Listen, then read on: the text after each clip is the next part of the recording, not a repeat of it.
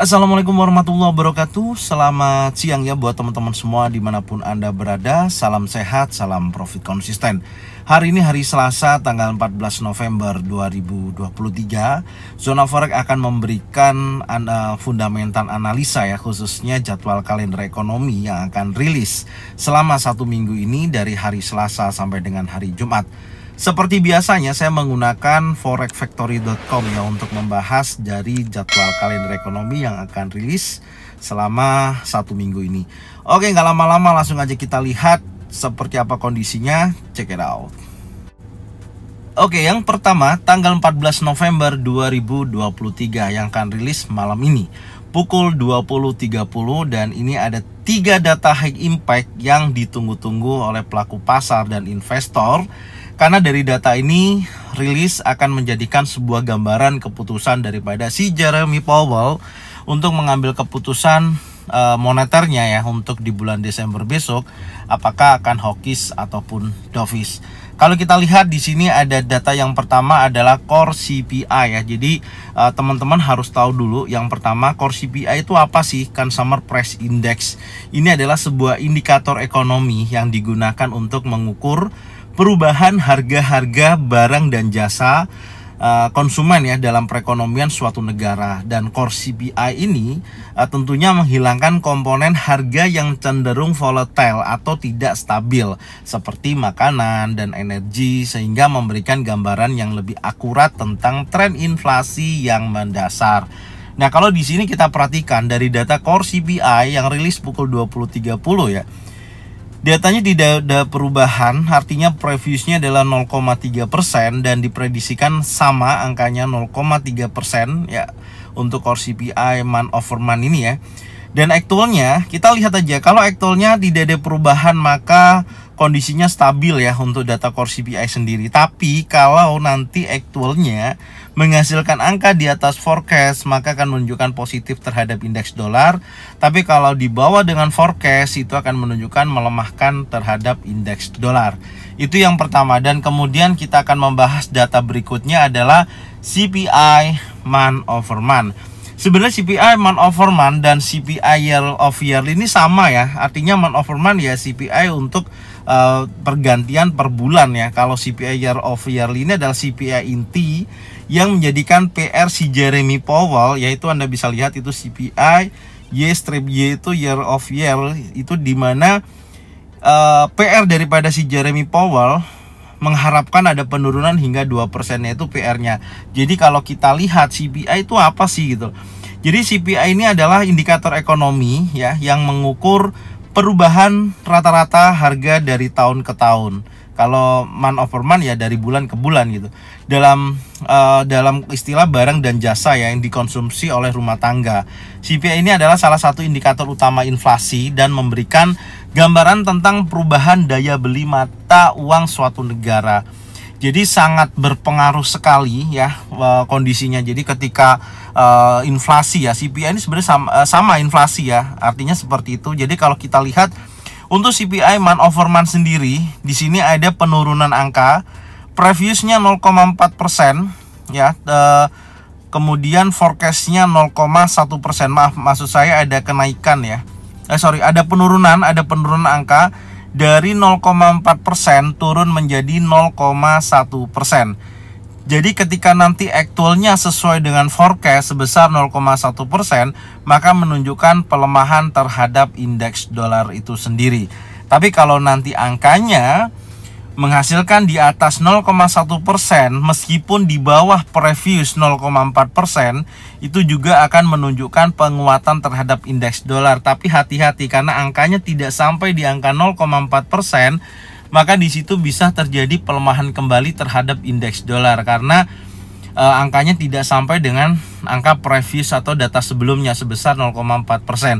Tapi kalau aktualnya melebihi daripada previous sebesar 0,4% di atas level tersebut, maka menunjukkan positif terhadap indeks dolar cukup signifikan. Berarti CPI diprediksikan sangat kuat gitu. Tapi kalau kita lihat dari forecastnya, kalau kita lihat dari data yang akan rilis malam ini, di sini melemahkan indeks dolar secara keseluruhan. Dan Untuk CPI year over year-nya juga hal yang sama, ada penurunan dari 3,7%. Ya, inflation rate Amerika diprediksikan data yang masuk akan terjadi penurunan sebesar 3,3%. Artinya kalau aktualnya turun sebesar 3,3%, nah ini yang diharapkan oleh si Jeremy Powell. Artinya program dia untuk mempertahankan suku bunga di posisi kemarin ini berjalan dengan baik, karena inflasi bisa dikatakan sesuai dengan yang diharapkan ya, yaitu 3,3%. Maka indeks dolarnya akan terjadi penurunan karena CPI atau inflation rate-nya terjadi penurunan. Ini secara keseluruhan, dan tampaknya kalau teman-teman trading melawan terhadap indeks dolar, contohnya Euro USD, GBP USD, maka akan terjadi kenaikan cukup signifikan, dan XAU USD bisa dipastikan akan terjadi kenaikan juga. Karena data CPI-nya turun, maka memungkinkan nanti di bulan Desember keputusan yang diambil oleh si Jeremy Powell akan berupa dovish, tidak akan dinaikkan sekali lagi untuk suku bunga. Jadi dipertahankan dengan suku bunga yang ada saat ini adalah 5,5%. Itu gambarannya. Tapi menurut saya, pandangan saya, nggak tahu, saya melihatnya sih terlihat inflation rate ini akan terjadi penurunan ya untuk rilis hari ini nanti ya, tanggal 14 November. Kalau itu terjadi ya, maka indeks dolar akan kembali lagi melemah. Oke, itu gambarannya dari data high impact yang rilis malam ini ya. Dan selanjutnya kita akan membahas di tanggal 15 November. Oke, yang kedua untuk rilis tanggal 15 November ya. Di sini juga pukul 20.30. Yang saya bahas hanya pukul 20.30 ya, karena saya nggak bahas crude oil inventories ya. Itu tidak ada datanya tentunya. Dan di sini kalau kita lihat dari data pukul 20.30 itu ada rilis 1, 2, 3, 4, 5 high impact ya. Saya akan bahas satu persatu. Yang pertama ada core PPI dan PPI. Ini saya akan bahas dua-duanya secara langsung ya. Core PPI itu apa, PPI itu apa, dan ini dua-duanya month over month. Jadi rilis tiap bulan sekali. Yang pertama core PPI. Jadi core PPI ini adalah indikator ekonomi ya, yang digunakan untuk mengukur perubahan harga-harga barang dan jasa yang dihasilkan oleh produsen dalam perekonomian suatu negara. Itu dari core PPI ya. Jadi kalau PPI itu mengukur perubahan harga-harga dari perspektif produsen atau pembuat barang dan jasa. Tentunya indeks ini mencakup berbagai sektor ekonomi termasuk pertanian, industri, dan jasa. Dan PPI ini melacak perubahan harga yang diterima oleh produsen untuk barang-barang yang dijual di pasar domestik maupun internasional. Ini mencakup harga barang baku, suku cadang, dan tenaga kerja yang digunakan dalam proses produksi. Itu ya intinya di situ. Jadi kalau kita melihat untuk data core PPI itu sebenarnya hanya menghilangkan volatile ya, yaitu makanan dan energi. Pokoknya kalau core itu rata-rata menghilangkan kecenderungan harga volatile seperti harga makanan dan energi.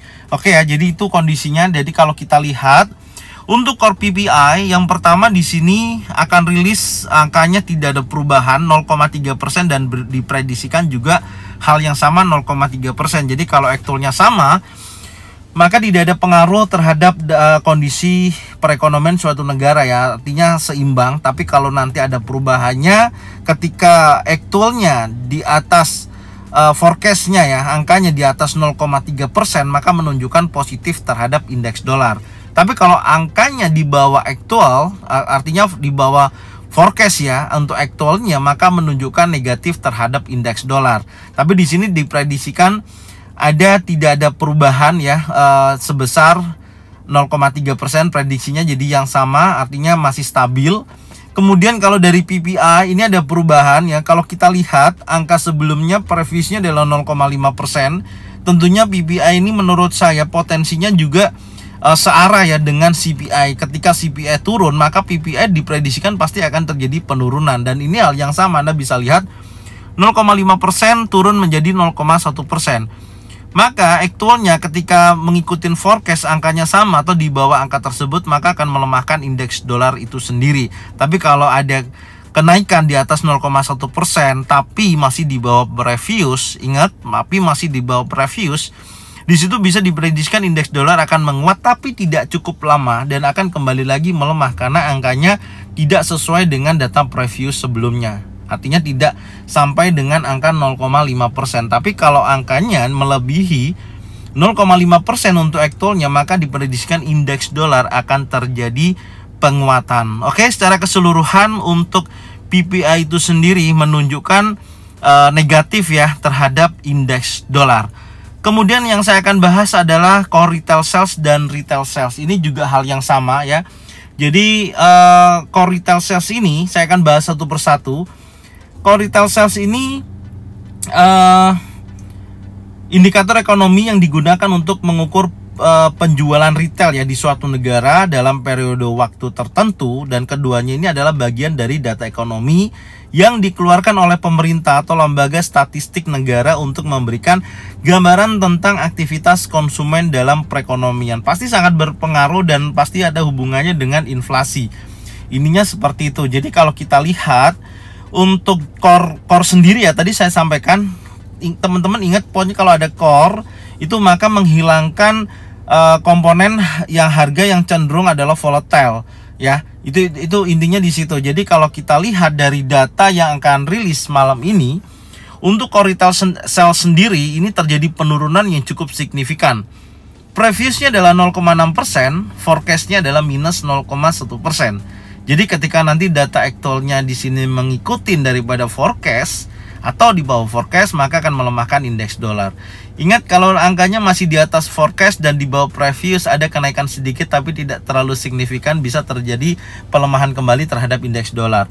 Tapi kalau angkanya di atas daripada 0,6%, maka menunjukkan positif terhadap indeks dolar. Saya lihat kecenderungannya negatif ya untuk indeks dolar itu sendiri, jadi diprediksikan indeks dolar akan terjadi pelemahan. Kemudian data retail sales month over month juga hal yang sama. Ini juga ada penurunan 0,7% turun menjadi minus 0,3%. Artinya ada pelemahan terhadap indeks dolar itu sendiri. Ketika angka tersebut menunjukkan aktivitas penurunan, maka indeks dolar akan terjadi pelemahan karena dianggap ekonomi suatu negara tersebut terjadi kontraksi atau jelek angkanya karena retail salesnya turun.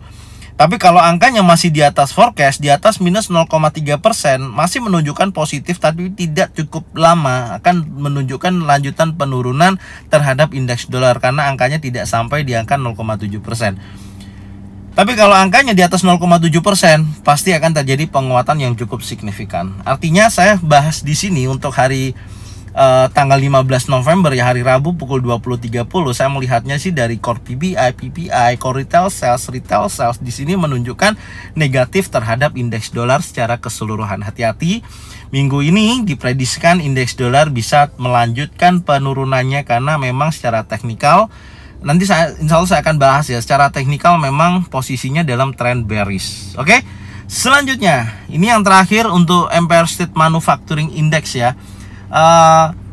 Empire State Manufacturing Index ini indikator ekonomi juga yang digunakan untuk mengukur aktivitas manufaktur di wilayah New York. Indeks ini diterbitkan oleh Federal Reserve Bank of New York setiap bulan dan memberikan gambaran tentang kesehatan sektor manufaktur di wilayah tersebut. Jadi di sini membahas kondisi manufaktur ya, atau indeks manufaktur itu sendiri. Kalau kita lihat angkanya dari minus 4,6%, ini ada kenaikan ya sebesar minus 3,3%.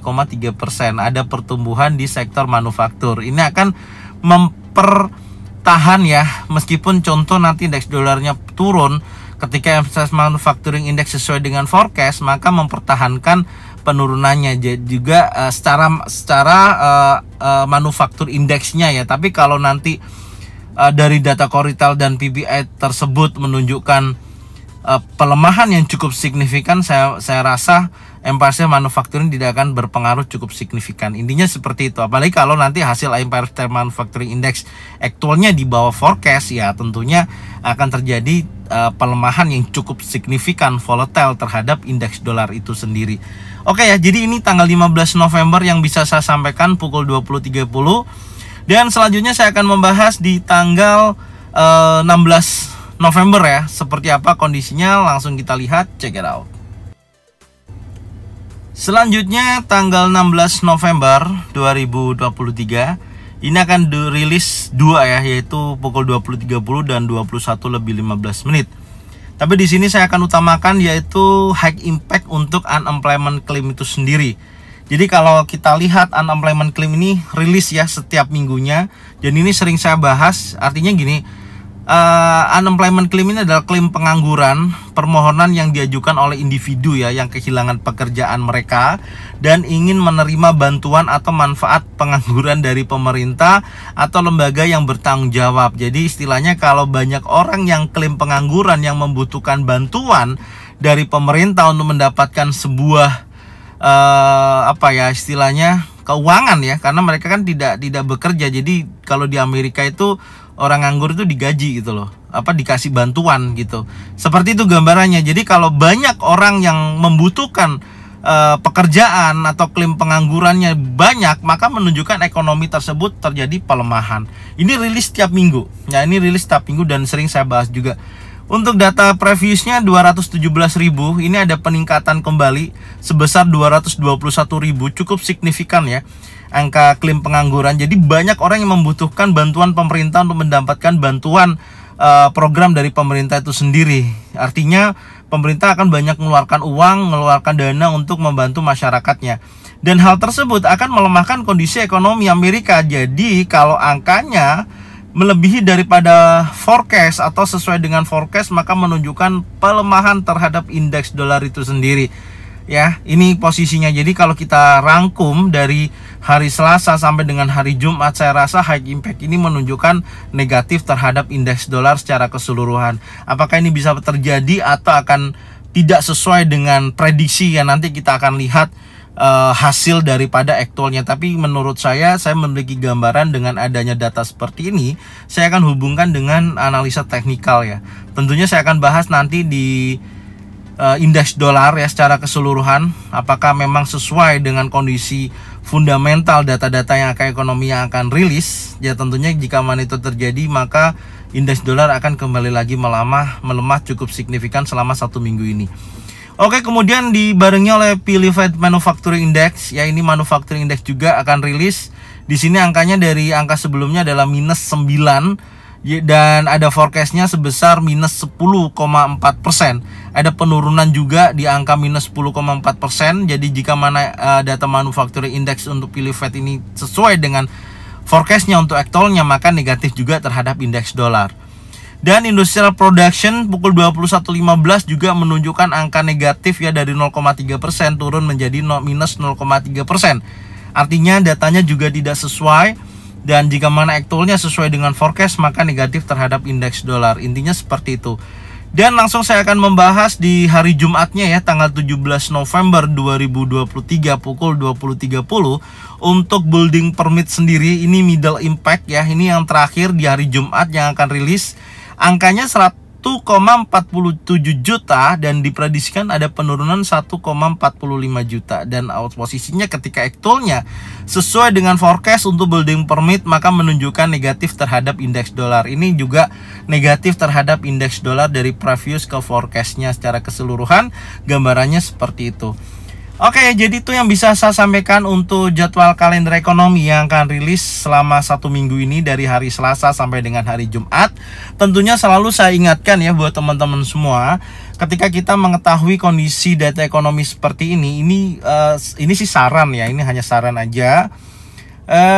Data ekonomi ini bukan untuk, kalau saya pribadi sih bukan untuk dijadikan acuan untuk entry position ya.